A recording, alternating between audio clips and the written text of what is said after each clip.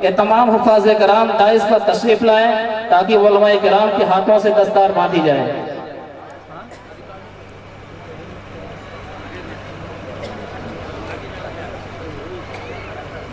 کہ تمام کے تمام طلبہ کرام دائز پر اسٹیج پر تشریف لائیں تاکہ علماء کرام بزرگان دین کے ہاتھوں سے ان کے سروں پر دستار فضیلت باندھی جائے۔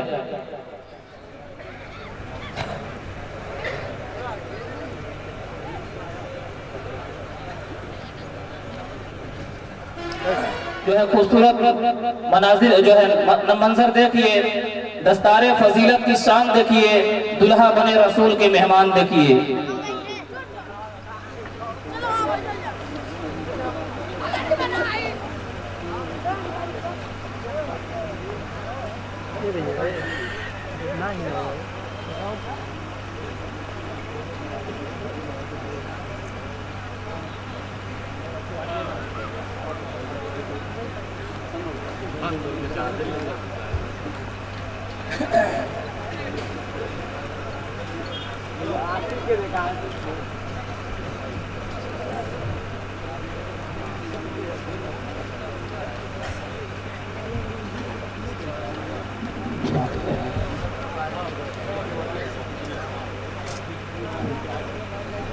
اور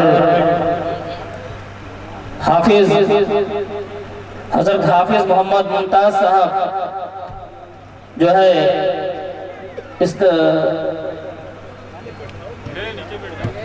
ان بچوں کے جو استاذ ہیں، اسی طریقے سے حافظ محمد مظفر صاحب، میں ان دونوں حضرات سے گزارش کر رہا ہوں کہ آپ حضرات بھی جو اسٹیج پر تشریف لائیں اور آپ حضرات بھی اپنے ہاتھوں سے طلبہ کرام کے سروں پر دستار باندھیں، اور جن بچوں کی دستار بندی ہو جائے وہ ایک کنارے سے ایک سائیڈ سے صف لگا کر بیٹھیں۔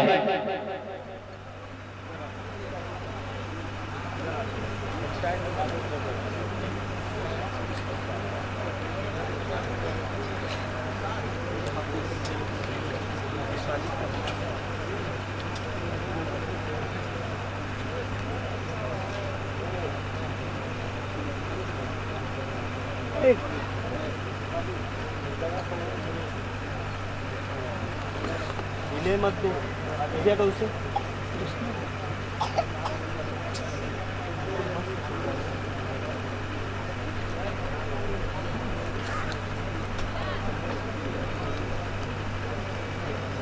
آئیے ذرا جائیے۔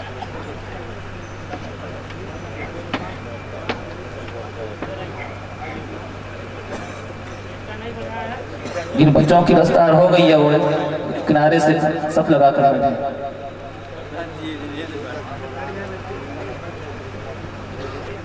اور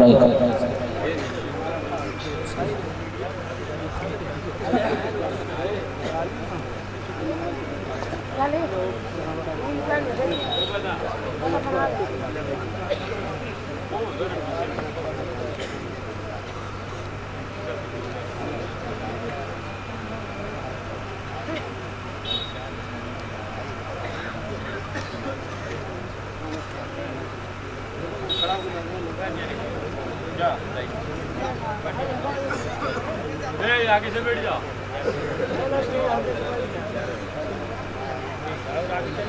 پیچھے بھی ویڈیو بن رہی ہے بابو لوگ۔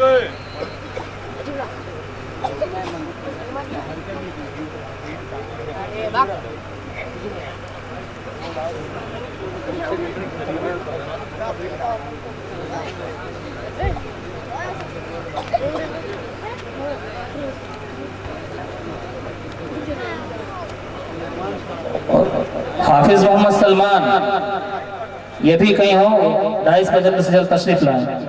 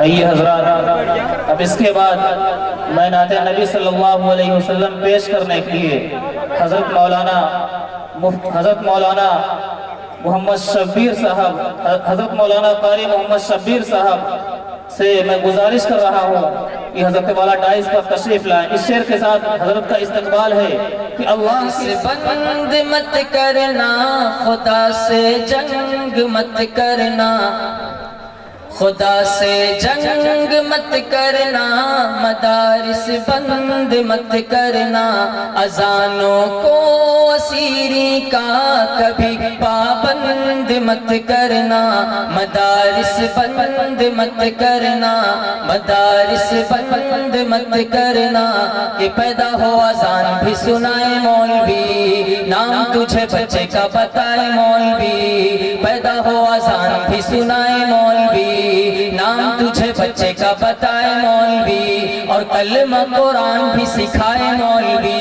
शादी व निकाह भी पढ़ाए मौलवी, जनाजा भी पढ़ाए दफनाए मौलवी, और कब्र तलक काम आए मौलवी, और कब्र तलक काम आए मौलवी, कि शर्म भी कुछ आना चाहिए बेशर्मा, शर्म भी कुछ आना चाहिए बेशर्मा, शर्म भी कुछ आना चाहिए बेशर्मा, फिर भी तू बके हाय हाय मौलवी, खुदा से जंग मत करना, मदारिस बंद मत करना, अजानों को असीरी का कभी पाबंद मत करना, वो पहला मदरसा सूफा जिसे आका बनाते हैं, सहाबा उसमें पढ़ते हैं, मेरे आका पढ़ाते हैं, और कौम को ये बात भी बतानी चाहिए, जगह जगह जाके समझानी चाहिए, कौम को ये बात भी बतानी चाहिए, जगह जगह जाके समझानी चाहिए, और कितनी जरूरी है कुरानी तालीम, कितनी जरूरी है कुरानी तालीम,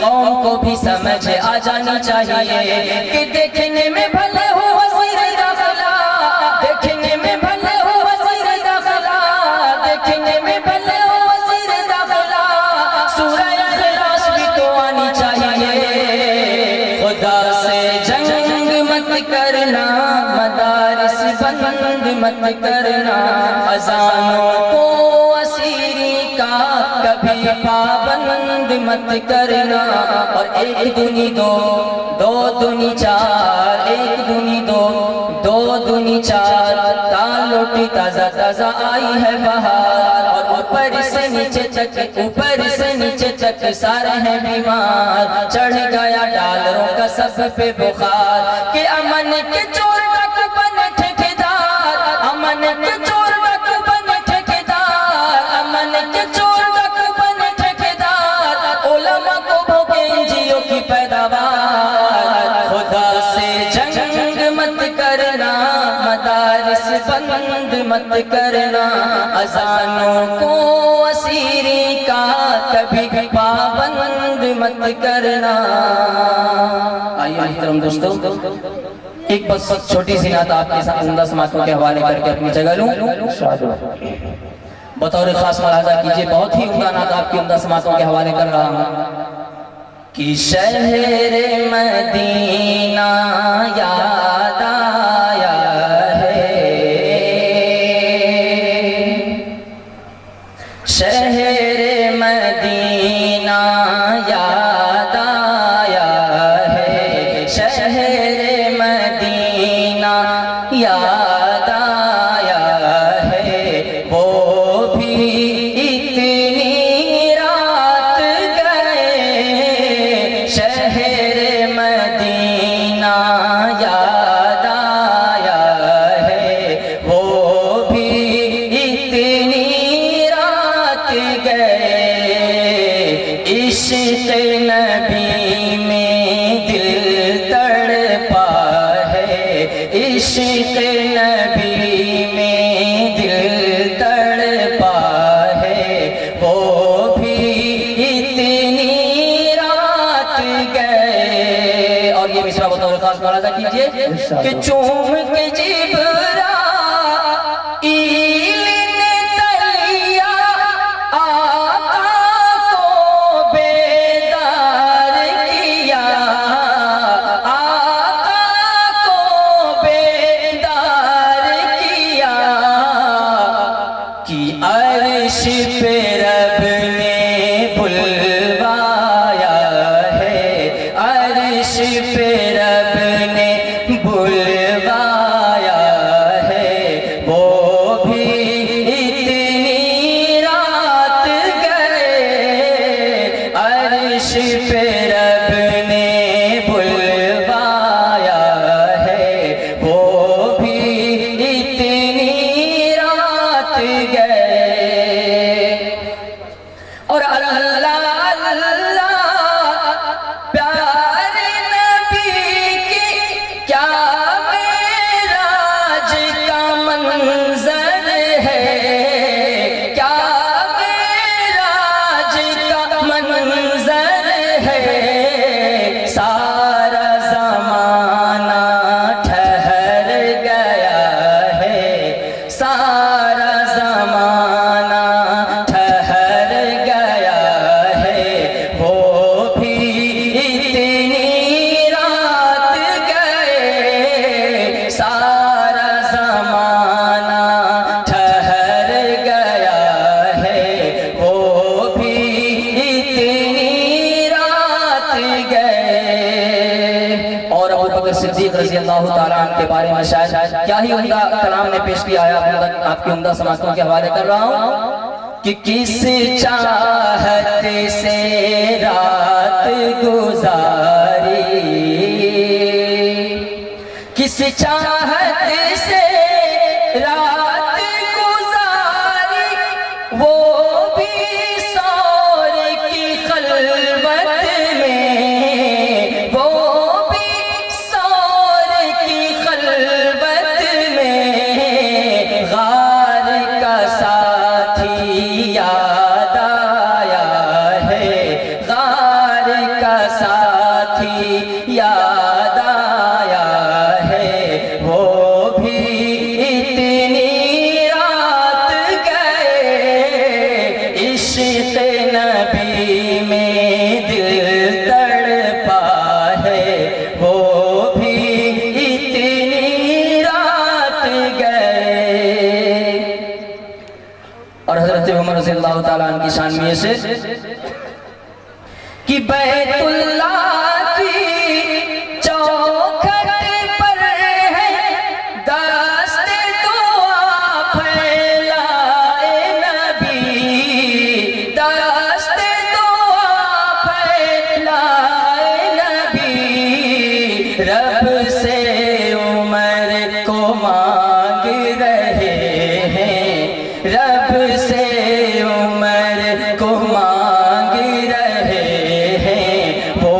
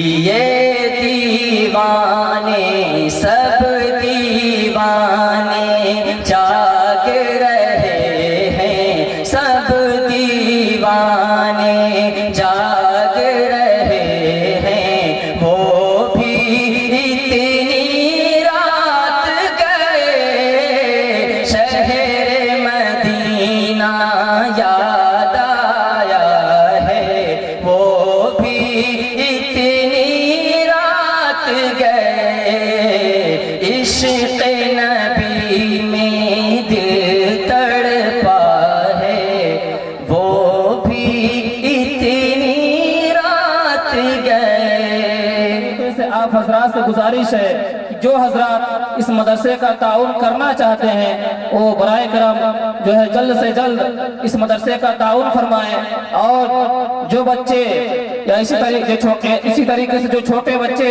عورتوں میں مستورات میں جانے کے لیے معمور ہیں وہ حضرات بھی وہاں پہنچ کر اور اپنی ماں و بہنوں سے بھی جو ہے وصول کر لیں۔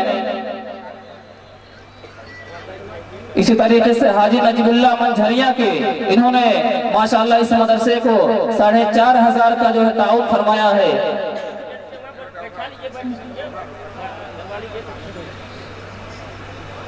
کہا جاتا ہے کہ اس کی مجبوری کو کچھ اس طرح تسلیم کرتا ہے، یہ قطرہ ہے مگر دریا اس کی تعظیم کرتا ہے، اور خدا دولت نہیں دیتا کبھی کنجوس لوگوں کو، خزانہ اس کو ہی ملتا ہے جو تقسیم کرتا ہے۔ تو ماشاءاللہ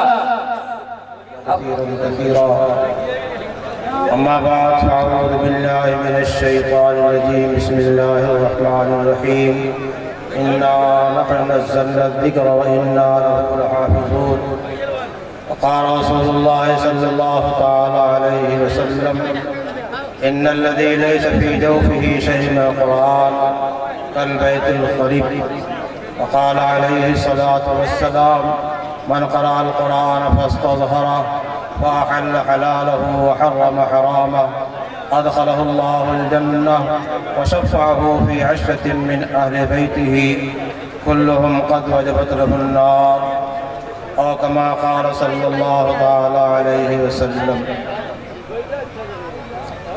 میرے محترم بزرگوں اور دوستوں، دور قریب سے آئے ہوئے معزز حضرات اور ہماری محترم خواتین، مائیں اور بہنیں، آپ حضرات دیر سے پروگرام سن رہے ہیں۔ دو ماہناز عالم اور مقررین نے آپ کے سامنے خطاب کیا، اور ابھی ایک مشہور اور بہت ہی شیریں زبان شیریں بیان مقرر ہمارے ضلع سلطان پور کے علامہ قسیم صاحب تشریف فرما ہیں، وہ بیان فرمائیں گے۔ میں تھوڑی دیر کے واسطے درمیان میں حائل ہو گیا ہوں۔ اللہ رب العالمین نے اس دنیا کے اندر ہمارے اور آپ پر جو انعامات فرمائے ہیں اس کا ہم اور آپ شمار نہیں کر سکتے۔ اللہ نے اعلان فرمایا وَإِن تَعُدُّوا نِعْمَتَ اللَّهِ لَا تُحْصُوهَا، اللہ تعالیٰ کی نعمتوں کو تو شمار کرنا چاہو تو تمہارے بس کی بات نہیں ہے۔ آج یہاں آ کر کے انتہائی خوشی محسوس ہوئی، مدرسہ دیکھ کر کے۔ تھوڑے دنوں میں مدرسے جو ترقی کیا ہے یہ اللہ کا فضل ہے، اور اس سے یہاں کے ذمہ داروں کی، اساتذہ کی اور محبت کرنے والوں کی محبت کا، اس کی جوت کا پتہ چلتا ہے۔ اور اس کے ساتھ ساتھ صفائی ستھرائی کا انتہائی بہتر نظام نظر آیا۔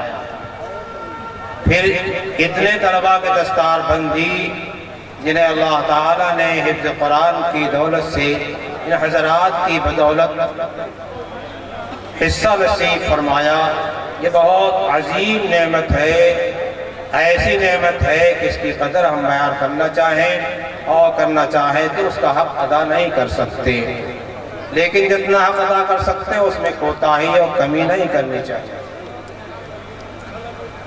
آپ کا اجلاس اور آپ کا اس میں شریک ہونا، اس طریقے سے جمع ہو کر کے اتنی دیر تک جو ہے اپنی جگہ برقرار رہنا یہ آپ کے اس مدرسے سے تعلق کی، دین سے تعلق کی بہت بڑی دلیل ہے، اور آپ کا یہ انداز جو ہے ہمارے ان حضرات کام کرنے کے والوں کے واسطے بہت ہی خوشی کا مقام ہے اور حوصلہ بڑھانے والا ہے۔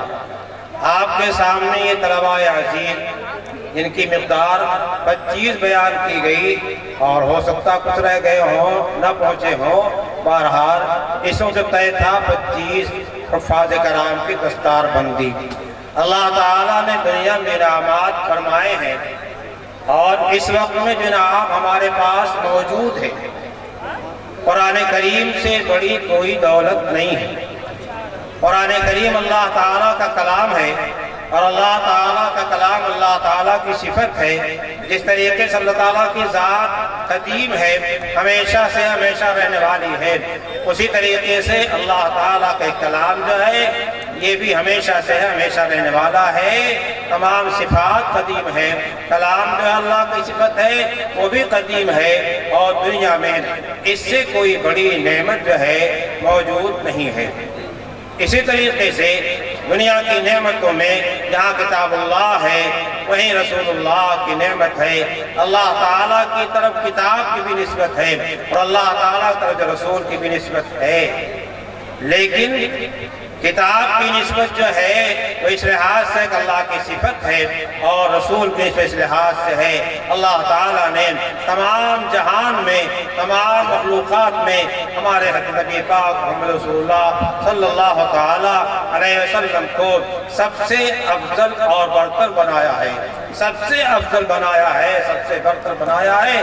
بعد خدا بزرگ تو یہ قصہ مختصر سی بات یہ ہے کہ اللہ کے بعد اگر کسی کا مقام ہے تو محمد رسول اللہ کا مقام ہے۔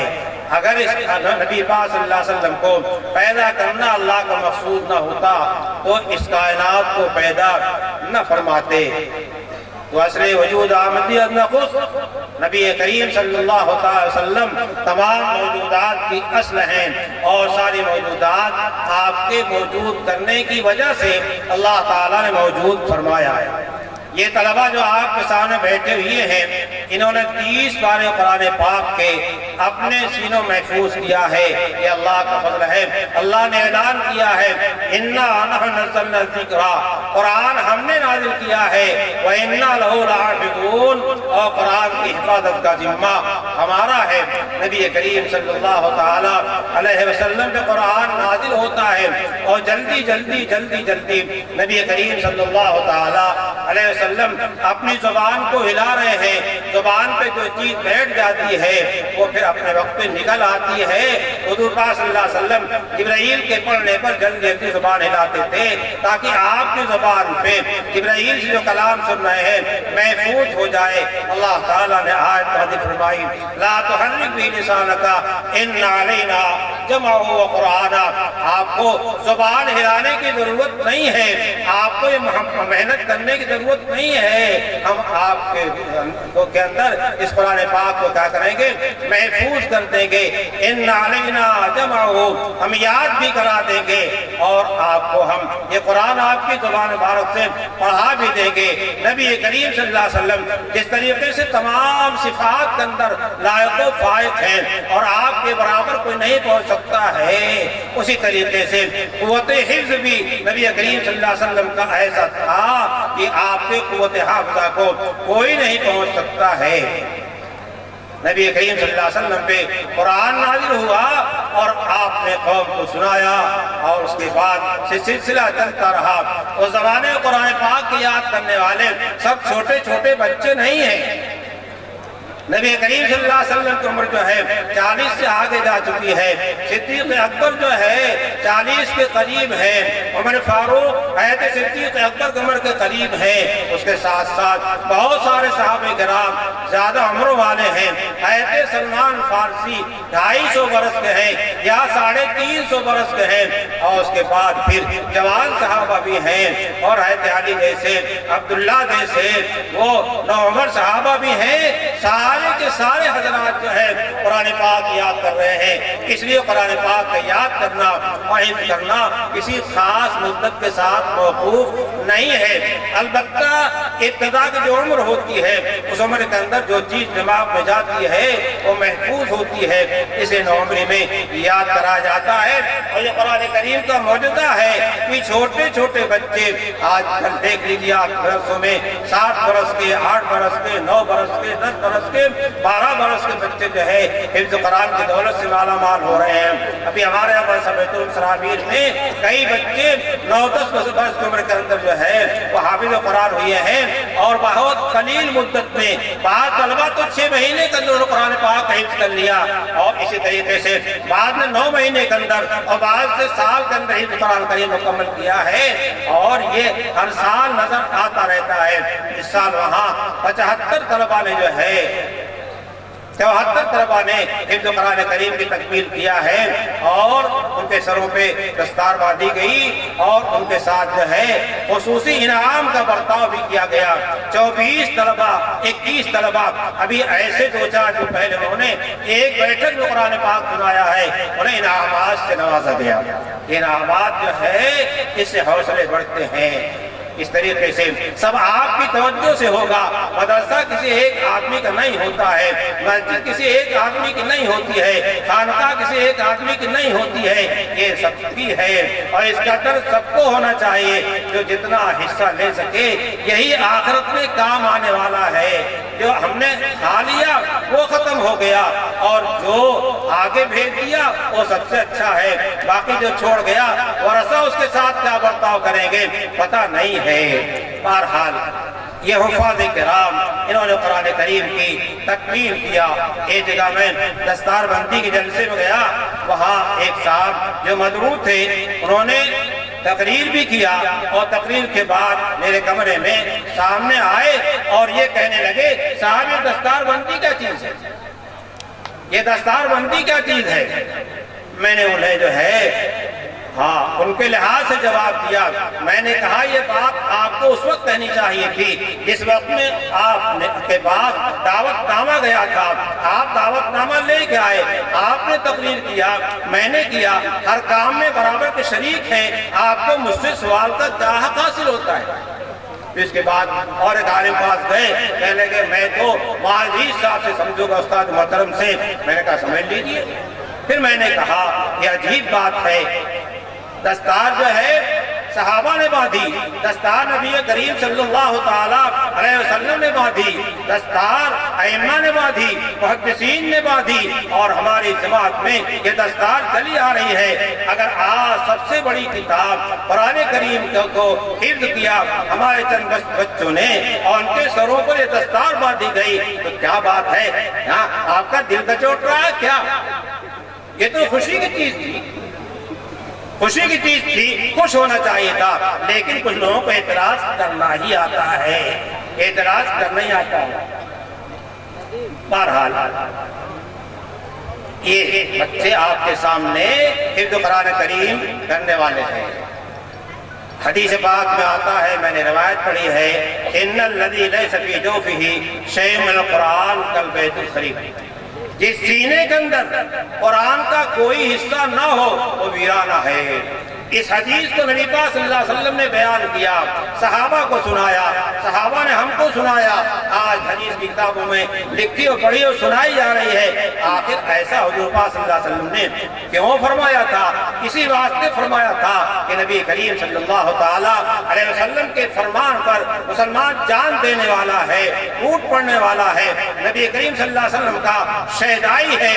نبی علیہ السلام نے اس امید کے جملے کو فرمایا تھا کہ میری قوم سنے گی تو قرآن کریم حفظ کرنے پر جو ہے جوجھ جائے گی اور ٹوٹ پڑے گی۔ چنانچہ آج اس لحاظ سے بہت سارے حضرات قرآن کریم یاد کر رہے ہیں۔ آدم گڑھ شہر میں دستار بندی تھی، ایک حاجی صاحب 40-45 سال کی عمر سے کم نہیں تھے، دن بھر وہ دکان کرتے تھے اور 2 گھنٹہ جا کر کے قرآن پاک یاد کرتے تھے۔ اس طریقے سے 12-14 برس کے بچوں کے سر پہ دستار باندھی گئی، ان کے سر پہ دستار باندھی گئی، انہیں شوق ہوا اور انہیں اور تجارت کرتے کرتے اپنی دکان پہ بیٹھ کر کے قرآن کریم کے حفظ کی جو ہے دولت حاصل کر لیا. ہمیں اور آپ کو حوصلہ ہونا چاہیے. نبی کریم صلی اللہ علیہ وسلم کا ارشاد ہمیں اور آپ کو حوصلہ دلانے کے واسطے. اللہ کے حبیب صلی اللہ علیہ وسلم نے ارشاد فرمایا من قرأ القرآن فاستظہر، قرآن کریم کو پڑھا اور اسے یاد کیا، محفوظ کیا. وَأَحَلَّ حَلَالَهُ وَحَرَّمَ حَرَامَهُ. یہ حفاظ کرام بھی سنیں اس کو غور سے. وَأَحَلَّ حَلَالَهُ وَحَرَّمَ حَرَامَهُ، اس کے حلال کو حلال جانا، حرام کو حرام جانا، یعنی قرآن کریم کے تقاضے کے مطابق اپنی زندگی کو بنایا، قرآن کریم پہ عامل ہو گئے. اگر قرآن کریم کے پر عمل آپ کو آسان نہیں لگتا سمجھنے کے لحاظ سے، حضرت عائشہ صدیقہ سے پوچھا گیا کہ آپ کے اخلاق کیا تھے. حضرت عائشہ صدیقہ فرماتی ہیں رضی اللہ تعالی عنہا کان خلقہ القرآن، کان خلقہ القرآن. نبی کریم صلی اللہ علیہ وسلم کے اخلاق وہی اخلاق تھے جو اخلاق قرآن سناتا ہے، بتاتا ہے، جو اخلاق قرآن نے سکھائے ہیں. اس واسطے اگر قرآن کی عربی پڑھ کر کے تم نہیں سمجھ سکتے ہو تو رسول کا عمل دیکھ لو، رسول کا قول دیکھ لو، رسول کی سکوت دیکھ لو. سب کا سب نبی کریم صلی اللہ علیہ وسلم کا حجت ہے. اس واسطے نبی کریم صلی اللہ علیہ وسلم ہمارے اور آپ کے واسطے اسوہ ہیں. قرآن کریم نے اعلان کیا ہے لقد کان لکم فی رسول اللہ اسوۃ حسنۃ، تمہارے واسطے نبی کریم صلی اللہ تعالی علیہ وسلم اسوہ اور نمونہ ہیں. مولانا قاسم صاحب رحمۃ اللہ علیہ والد عالم دیوبند فرماتے تھے ایک آدمی درزی کو، کپڑا سلنے والے کو نمونے کا ایک کپڑا دیتا ہے اور اس کے ساتھ ایک غیر سلا کپڑا دیتا ہے.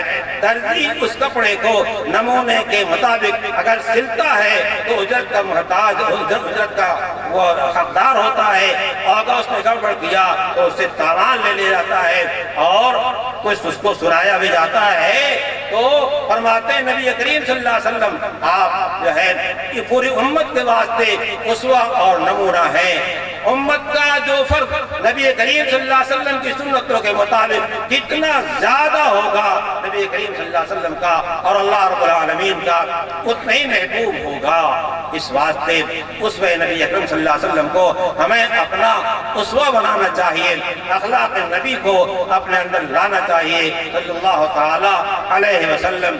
یہ حفاظ کرام ان کے واسطے کیا کہا گیا وَأَحَلَّ حَلَالَهُ وَحَرَّمَ حَرَامَهُ، یعنی قرآن کریم کے تقاضے کے مطابق انہوں نے اپنی زندگی بنائی. ادخلہ اللہ الجنہ، ادخلہ اللہ الجنہ. اسی دنیا کے اندر اس صفت کے اوپر قرآن پہ عمل کی نسبت کی بنا پر حفظ قرآن کے بعد قرآن کے تقاضے کے مطابق اپنی زندگی کو بنایا تو اللہ تعالیٰ نے یہی مجدہ سنا دیا کہ جنتی ہیں، انہیں خدا جنت میں داخل کرے گا. ماضی کا صیغہ استعمال کیا ہے.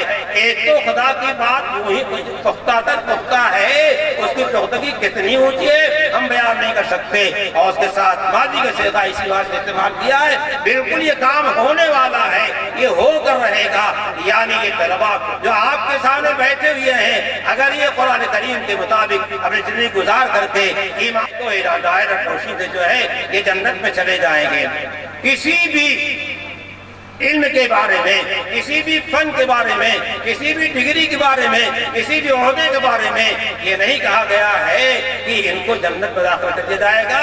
اس کے واسطے قرآن کو یاد کرنے والے کے واسطے اور قرآن کے مسائل کو جان کر کے اس پر عمل کرنے کے واسطے اسی دنیا میں یہ اعلان کر دیا گیا.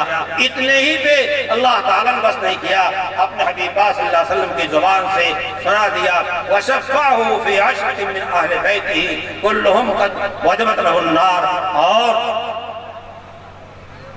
یہ جو حافظ قرآن ہے اس کو اللہ تعالیٰ قیامت کے میدان میں جہاں انبیاء سفارش کریں گے، فرشتے سفارش کریں گے، اولیاء سفارش کریں گے، صدیقین سفارش کریں گے، شہداء سفارش کریں گے، وہیں جو ہے یہ حافظ قرآن اللہ کے دربار میں سفارش کرے گا.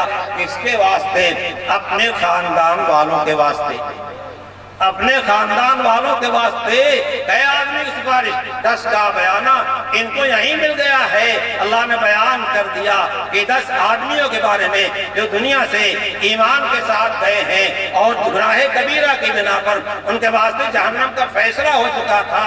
اللہ رب العالمین انہیں حق سفارش دیں گے کہ انہیں جنت میں داخل کرا دیں گے، جہنم سے بچا لیں گے۔ اتنا بڑا تمغہ ان کو دیا جا رہا ہے، اتنا بڑا انعام ان کو دیا جا رہا ہے، یہ کوئی معمولی چیز ہے۔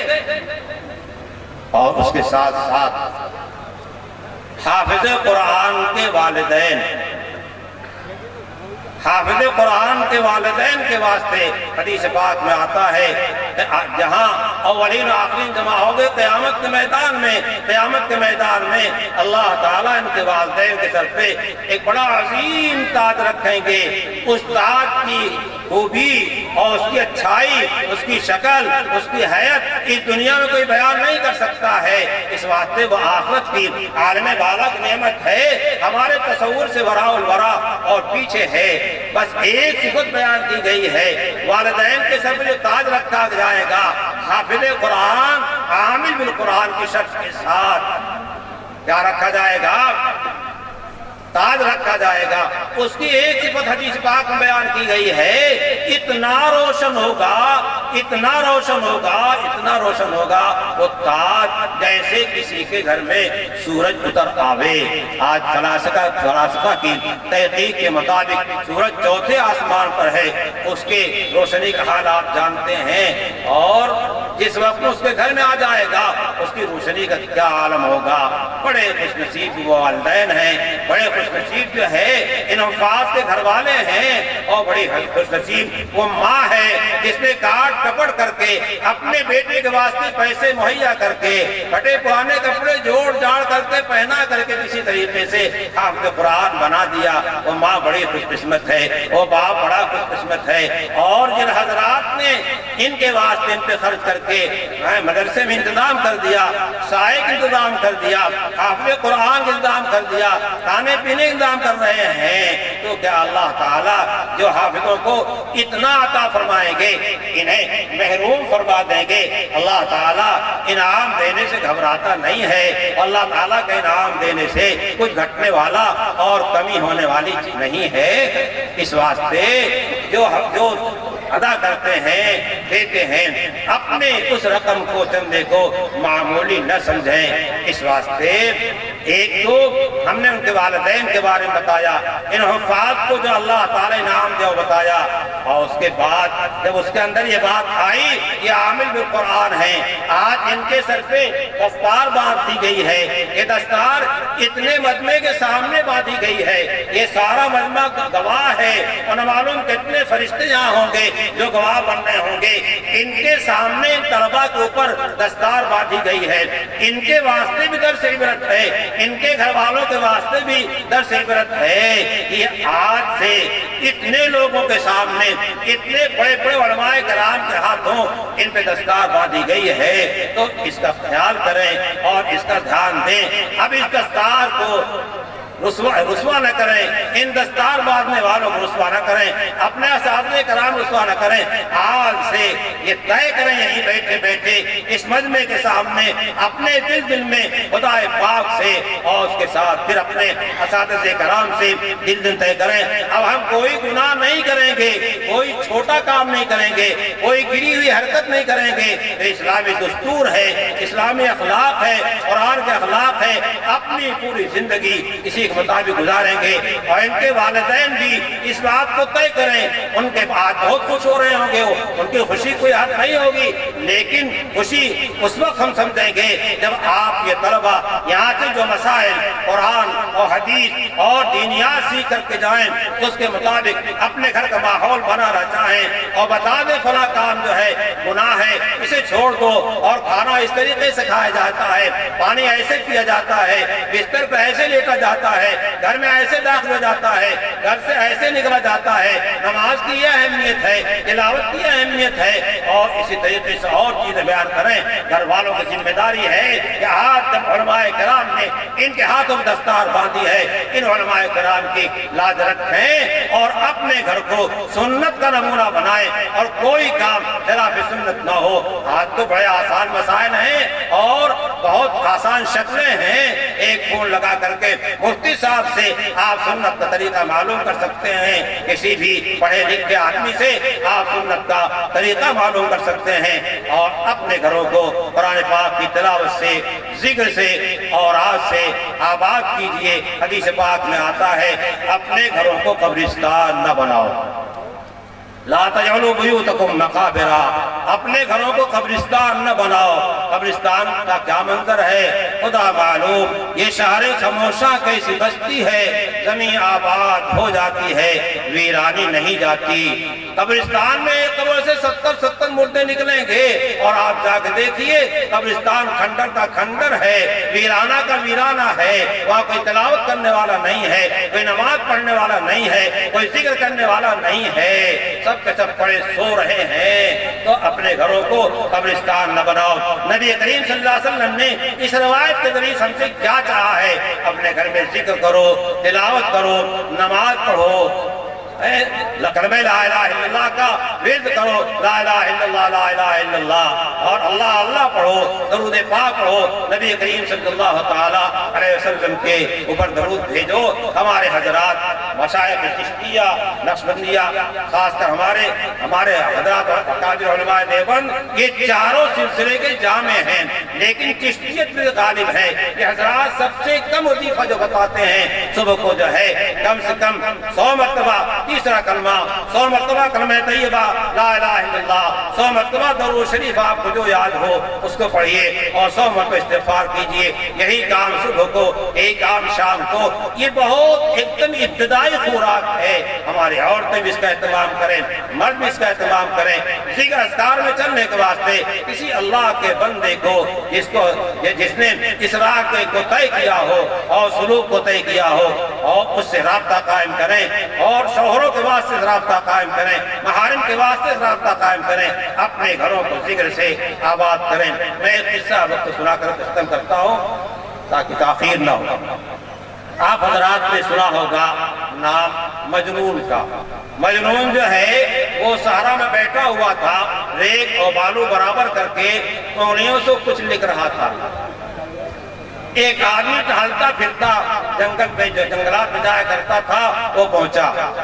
دید مجنون را یکے سہرا نور در بیابانے غمش نشست سفر. سہرا کا سفر کرنے والا ایک پہنچا, اس نے دیکھا تنے تنہا لگ تک میدان میں بیٹھا ہوا ہے. ریت کاغذ بود پشتا قلم, مین ریست پہ رکس نامہ رقم. بالوں کے اوپر, بالوں کو کاغذ بنا کر بالوں کے اوپر جیسے لگ رہا ہو کسی کچھ لکھ رہا ہے. لکھتا چلا جا رہا, لکھتا چلا جا رہا, لکھتا چلا جا رہا ہے. گفت کہ مجنون شہدہ چیز تھی, ابے پگلائی کیا کر رہا تو, مجنون شہدہ تو کیا کر رہا ہے. مین ویسی نام بہرے کیس تھی, ایک کس کو خط لکھ رہا ہے. گفت مشت نام لیلا می کنم, گفت مشت نام لیلا می کنم, خاطر قدرات تسلیمی دہم. لکھ رہا ہوں لیلا لیلا لیلا لیلا لیلا لیلا لیلا لیلا. ابھی لکھی کیا کرے گا, دل کو تسلی دے رہا ہوں. مجنون پھٹیچر لیلا پہ عاشق تھا, اور لیلا کوئی باہر کی خاتون نہیں تھی, اور لیلا کوئی بڑی حسینہ و جمیلہ نہیں تھی. جن لوگوں نے لکھا کہا اناتن حسنہ غلط لکھا ہے. اس کی جزادار بہن تھی. اب جب پردے کا مسئلہ آتا ہے, کہتا تو میرا بھائی, اس کی میری بہن ہے.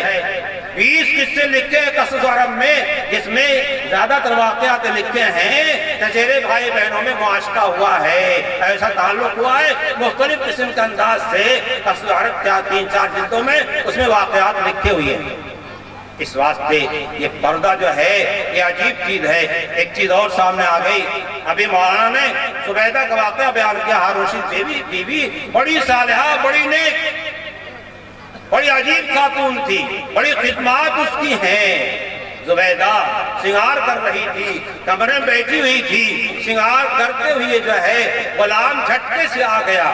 اس کو پتہ نہیں تھا کہ یہاں میں تشریف فرما ہے، اور داخل ہوا، فوراً نکل گیا۔ زبیدہ کی نگاہ پڑ گئی غلام پہ، پوچھوایا کہ تیری نگاہ میرے بالوں پہ تو نہیں پڑی؟ عورتیں سن لے غور سے، تیری نگاہ میرے بالوں پر تو نہیں پڑی؟ اس نے کہا نہیں، میری نگاہ نہیں پڑی، میں پہنچا فوراً نکل گیا۔ لیکن وہ زبیدہ کو شبہ ہو گیا کہ اس کی نگاہ پڑی ہے، وہ مسئلہ اپنی جگہ پر ہے۔ زبیدہ کا غلبہ حال دیکھیے، زبیدہ پہ حیا کا غلبہ دیکھیے۔ ایک خاتون، اور وہ بھی ہارون رشید کی بیوی، بادشاہ کی بیوی ہے، اس کو یہ گوارا نہیں ہوا۔ اس نے کہا کہ یہ بال، اس پہ نگاہ غلام کی پڑی ضرور ہوگی، جس بال پر، زبیدہ کے جس بال پہ غلام کی نظر پڑ گئی، نامحرم کی نظر پڑ گئی، وہ زبیدہ کے سر پہ رہنے کے لائق نہیں ہے۔ جس طرف نگاہ کے پڑنے کا اسے شبہ تھا، اس کو چھیل کر کے کنارے کر دیا اور سر پہ نہیں رکھا۔ یہ اس پہ حیا کا غلبہ تھا۔ اور عجیب حال ہے، زبیدہ کے واقعات عجیب ہیں۔ بہرحال مجنون لیلا لکھ رہا تھا، اور شاہ ولی اللہ صاحب رحمۃ اللہ علیہ کا واقعہ لکھا ہوا ہے کہ کوئی مجموع لکھ رہے تھے، ہمارے استاد سجاد اطلاع فرمایا تھا، لکھ رہے تھے، لفظ اللہ آ گیا، لفظ اللہ آ گیا، اور جب آ گیا تو لکھتے چلے گئے، کتنی مرتبہ لکھا؟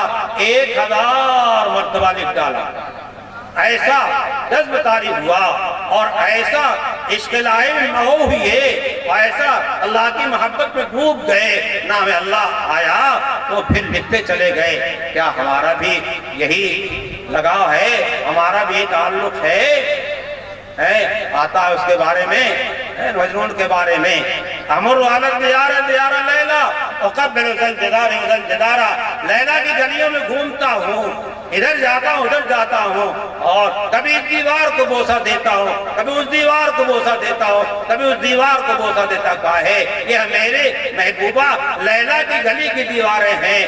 آپ نے سنا ہوگا، اور لیلا کی گلی میں جو کتا گزرتا تھا، اس سے بھی جو ہے مجنون پیار کیا کرتا تھا۔ واقعات آگے بہت لمبے ہیں مجنون کے، میں اتنا کہنا چاہتا ہوں کہ ہمارا اس دنیا کے اندر جو عشق کا لگاؤ ہے، ابھی ایک لڑکا ایک لڑکی سے موبائل پہ نکاح کی باتیں کرتا ہے، باتیں کرتے کرتے رشتہ طے کر لیتا ہے، اور بیٹی کی نکاح کہیں پہ جو ہے باپ کر دیتا ہے۔ معلوم کیا ہوا؟ وہ لڑکا جو ہے نوجوان، اس نے پھانسی لگا لی۔ کیوں؟ جہالت، علم سے دوری۔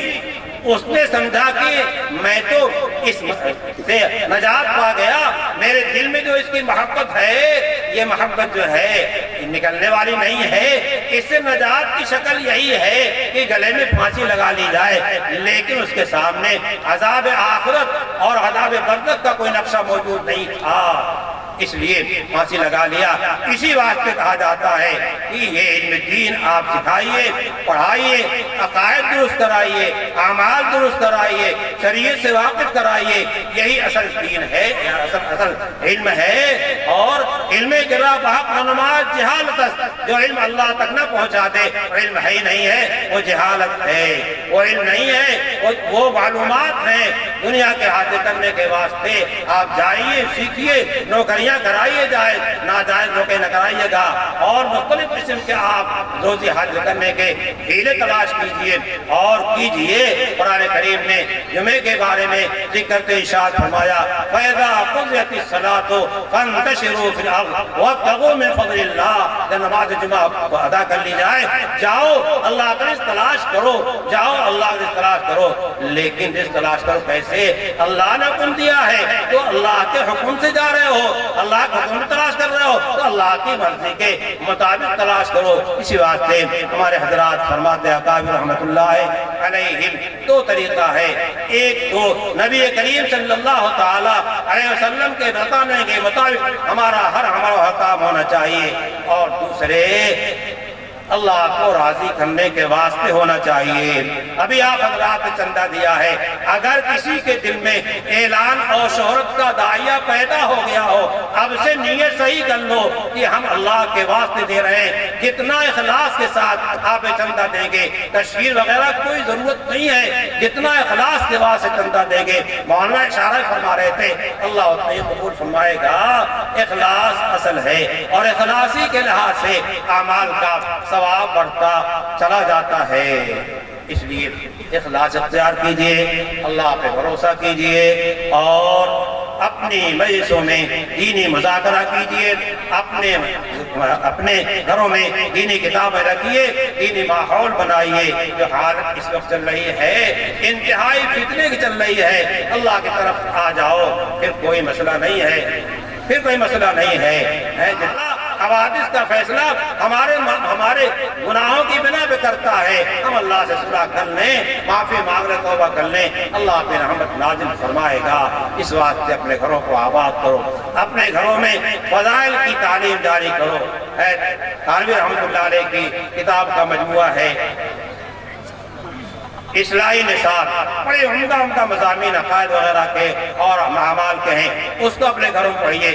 بیشتی زیور میں عورتوں کی زندگی کے سارے مسائل کو جمع کر دیا ہے، اور ان کے خاص حالات جو آتے ہیں ان حالات کی تدبیریں، اسکیمیں، احتیاط کی چیزیں، علاج، سب کچھ جمع کر دیا ہے۔ لیکن ہمارے گھروں میں بیشتی زیور نہیں ملتی ہے۔ اپنے گھروں میں بیشتی زیور ضرور رکھیے، اصلاحی نصاب ضرور رکھیے، فضائل اعمال ضرور رکھیے، اور صرف رکھنے سے کام کرنے والا نہیں ہے۔ جیسے جہیز میں عورتیں بڑے اچھے قرآن بخش میں قرآن پاک پا جاتی ہیں، تلاوت نہیں ہوتی۔ قرآن تلاوت کے واسطے ہے، قرآن کا آپ کی زینت بنانے کے واسطے، الماری کی زینت بنانے کے واسطے نہیں ہے۔ وہاں سلمان صاحب نے تلاوت پہ بہت لمبی گفتگو کیا ہے، آپ حضرات سنا، اس کو جو ہے عمل میں لائیے۔ سنت کا جتنا اتباع کریں گے اتنا اللہ سے قریب ہوں گے۔ اللہ تعالی ہمیں بھی توفیق نصیب فرمائے، آپ توفیق نصیب فرمائے، اللہ اس جلسے قبول فرمائے، ان حفاظ کو قبول فرمائے، ان پہ محنت کرنے والے اساتذہ اور سرپرست کو قبول فرمائے، اس علاقے قبول فرمائے، اس مدرسے کو بہت بہت ترقیات سے نوازے۔ سبحان ربک رب العزۃ عما یصفون وسلام علی المرسلین، الحمد للہ رب العالمین۔